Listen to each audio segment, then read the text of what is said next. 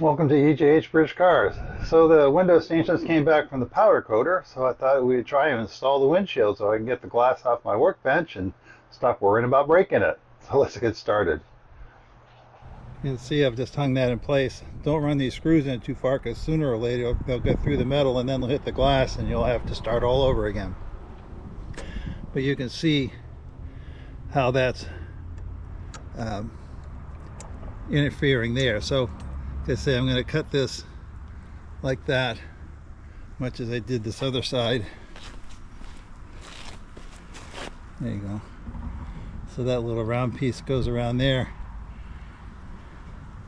And that's just going there. I'll probably, eventually when I get it all set in, I'll probably take a little glue, just glue these things in place, just so they look a little nicer. I mean, it's all nice and tight here. I put the Tenex fasteners back in as well. So now I'm just going to use my trusty Swiss Army knife, and I'll use this plate as a scribe and cut that out. You can see I've cut that in. Also notice that this rip was covering up that hole because this side's a little bit longer than the other one was. So you'll make sure you cut the rubber out of the hole for that screw, otherwise you're going to not be able to get that in. And I'm going to trim this a bit shorter so it matches the other side, which is probably about there. Well, there's kind of an idea what that cutout looks like. Hopefully you can see that okay. But that's just trial and error fitting it. Like I say, the old piece was just cut off, but this goes into that little notch. I'm hoping it'll help wick the water away.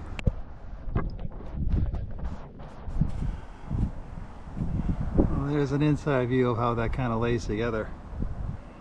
You can just see that it comes up, goes over, and then up into that notch, and I had to notch that inner piece as well to let that other piece flap through.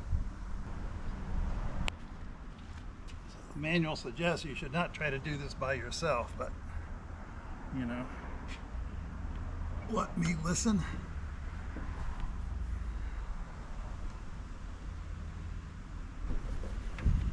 The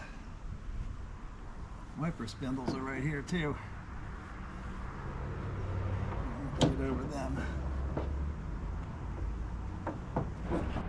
And there it is on there. So by loosening these up, it allowed me to put this past the spindles and then mount these by pulling them out a little bit, pushing them down.